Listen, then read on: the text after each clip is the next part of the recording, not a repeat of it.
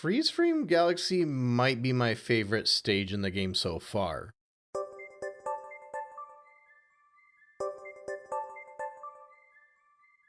And I don't feel like it's a coincidence that I feel that way about a stage that has very little moments in outer space, large drawn-out stage objectives, and probably the most dynamic missions compared to what came before.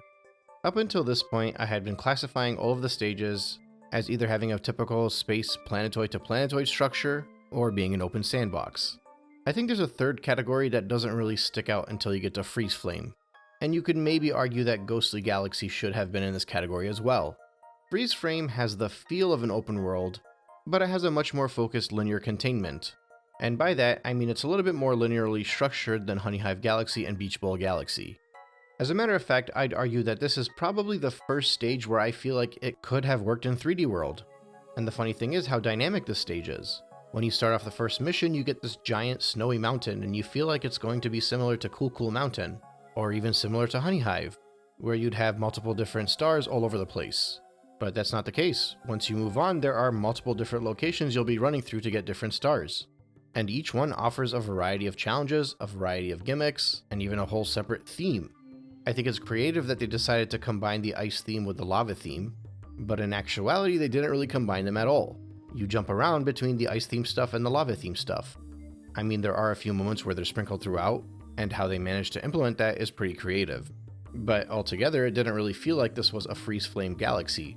It felt like it was a Freeze Galaxy and then a Flame Galaxy. I also think it's really creative that they decided to implement both the Ice Flower and the Fire Flower in this one. The juxtaposition between the two is prevalent here. While the Ice Flower allows you to walk on top of water, wall jump on waterfalls, and even create platforms in certain segments, and not to mention it also lets you actually traverse over lava, whereas the Fire Flower lets you light up torches. I know which power-up I prefer. But I will say that I do genuinely appreciate the Ice Mountain portion of it. I'm not sure if this is because Sunshine had no ice moments, or if it's just my Mario 64 fanboyism, but not only does this feel like a spiritual successor to Cool Mountain, but it also feels like it could be a spiritual successor to Snowman Land, and that's partially because Baron Burr reminds me of the Ice Bully.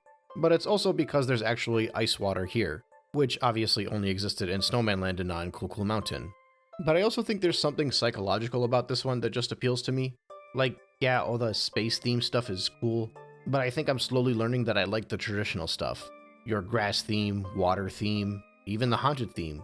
And spoiler alert, the next one is the desert theme, and I'm probably going to like that one too.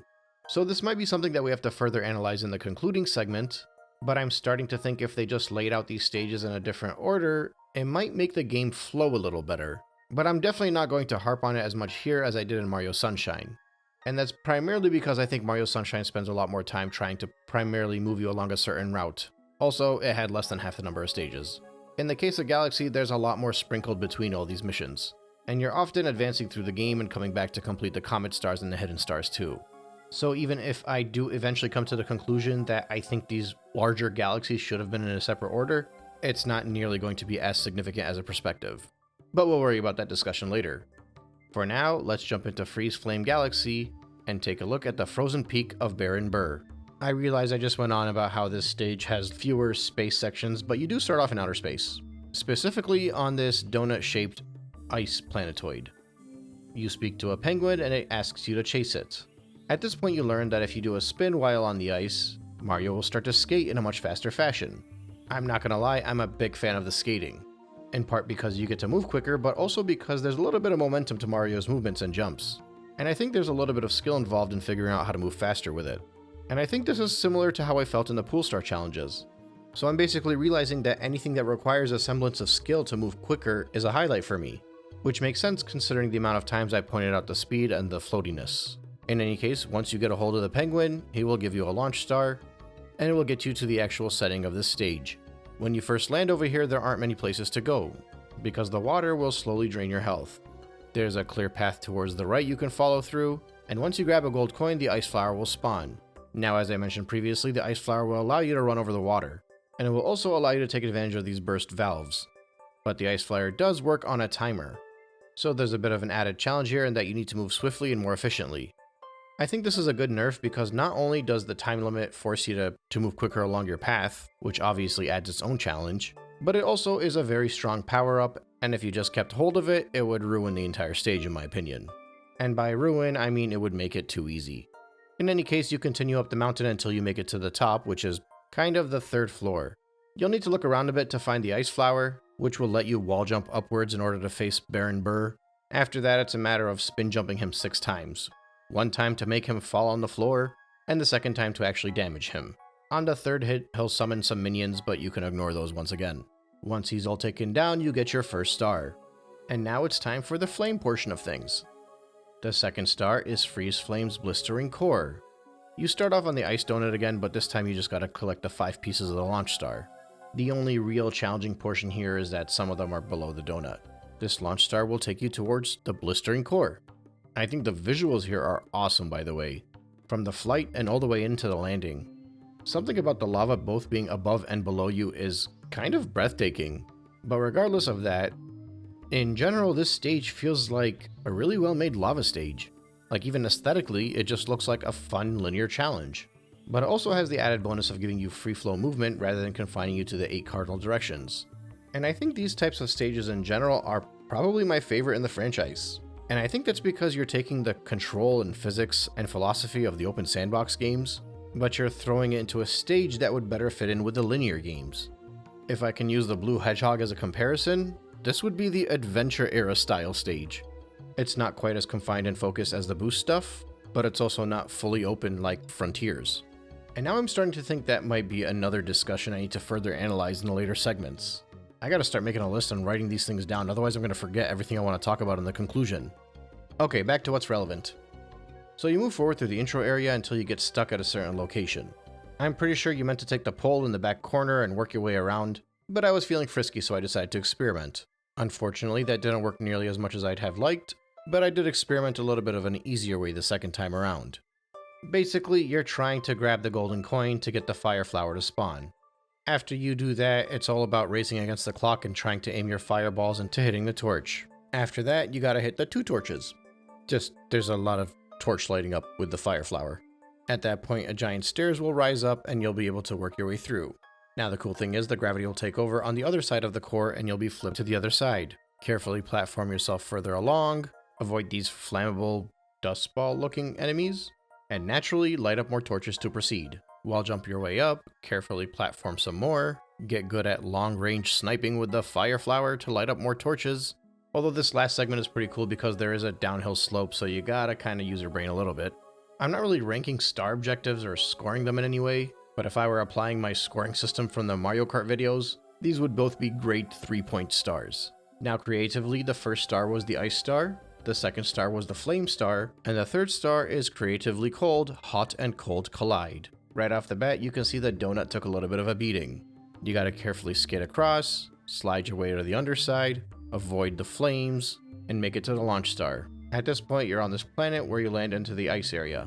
You'll likely immediately notice the torches, so now you gotta find the fire flower. But you do gotta be careful because the area you're in has a water level that is rising and lowering, and the water in the freezing cold drains your health. This whole segment provides a little bit of a puzzle, but it's not too difficult because if you put in a minor effort of searching, you'll notice a valve on the ground. Once the water level is low enough and you spin that valve, you'll be able to move on to the next section, which is of course the fire area. The fire flower in front of you is caged off, so you'll have to go around. And naturally, the lava is rising and lowering as well. Once you get around there, you'll also notice another valve, only this one is only visible when the lava is down. Spin that, get your fire flower, run to the other side as fast as you can and light up those torches. After that, you get to take a launch star up to outer space to one of my favorite segments in the level. You basically skate your way along these platforms, grabbing ice flowers along the way, so you gotta be quick. I feel like this challenge has it all for me: speed, momentum, countdown timers, ability to attempt risky shortcuts. Like I said, I really enjoy the ice skating stuff in this game. It's a fun challenge, I lost a couple lives, and I was very satisfied when I accomplished it. And even if it might feel a little bit redundant, I didn't mind that the Comet Star here was another race against Shadow Mario in that same section. There's no lava or ice flowers this time around, and it for the most part plays out the exact same way, maybe even a little bit easier because Cosmic Mario's not all that fast. But still, the fun thing about speed-based linear platforming challenges is there are a lot more fun to play twice than just a typical star collection. But here's the thing, I praised this stage a lot and said it was very dynamic. But after putting even more focus into this, I think the objectives are even better than I thought. Like, okay, the Cosmic Mario race might be a bit redundant, but I will point out, and I don't know if this is always the case, in my playthrough, the Cosmic Comet came in right after I got the first star. So it kind of felt more like a practice run before I got to the final star, because I think the final star was actually harder than the Cosmic Race. And really, I'm only talking about the final segment of the final star because that starts off on that planet with 2 sides. So for me, it didn't feel that weird that I had to go through that challenge twice. Plus, like I said, I enjoy that challenge, so it doesn't really bother me anyway. But even if we set that race to the side, the first star had you traverse up a mountain to defeat a final boss in a fairly early 3D Mario style level, open sandbox with a linear objective. The second star had you move across a linear stage, but it was a more fleshed out type of linear stage, not one of those platform to platform over a bottomless pit situation. But if you did want one of those pure platforming challenges, that's what the third star gave you. But it also provided you with the added bonus of having to solve a little bit of a puzzle to get there. The only thing I feel this stage lacks at the moment is a proper scavenger hunt. And thankfully, that's exactly what the hidden star is. And I'm starting to realize that the hidden stars in the open sandbox stages have so far been my favorites. And that's basically because of the search you get to go on to find them. Remember, you're not provided a hint here. You're picking the first mission, so the camera only pans over to the final boss. The nice thing about this too is that the entire game is not just a giant scavenger hunt. So for players that don't have that same appreciation for them as I do, you don't even gotta do them. But it's really nice when they do pop up. They feel like such advanced versions of Mario 64 style stars. You're just dropped into a sandbox and you gotta figure it out. Now in hindsight, this one is technically not all that complicated, but you might not realize that until you get up there. You will likely end up scaling the entire lower section of the mountain to see if there's a hidden star in all these little areas that stick off to the side. Again, typical Mario 64. Waste your time looking in an area you're not even supposed to be looking in before going up the mountain again. But it's also done a little bit better, if that's the right word to use. And that's largely because it'll be pretty obvious to move upwards once you don't find anything on the smaller scale lower sections. But in my case, I ended up moving right past the challenge and going up too high, so I had to come back down. Basically the whole ice flower thing, you gotta move a little bit quicker so you can go up the next 2 burst valves. But even after that, the climb up the mountain could be pretty tough. You have obstacles along your route, snowmen you need to melt away, ice bats that keep freezing you, even a final wall jumping segment that you gotta be pretty careful about. And it goes on for quite a bit, to be honest. There were like 2 areas where I got through a challenge and I'm like, oh, this must be the end of it. But nope, you just kept going. Another very enjoyable challenge to collect another very enjoyable star. All that would remain is the purple coins, which I will be discussing later. But for these 5 stars, well, it's a 5-star course. At the top of this segment, I said I think Freezeflame Galaxy might be my favorite one so far. After delving deeper into it, I'm much more certain while making that statement.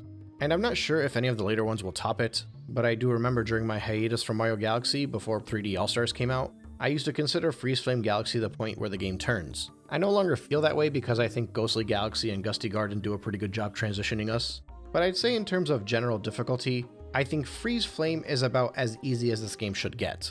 At least that's what I'm comfortable with. It's at that point of, you might lose a few lives, but you'll also be pretty comfortable getting through it. Which makes me pretty hopeful for the upcoming stuff. I know there are certainly 1 or 2 moments where the difficulty goes back down to pre-Freezeflame Galaxy levels, but I also remember enjoying the second half of the game a lot more than the first half of the game. We'll see. For now, we'll head over to Dusty Dune Galaxy.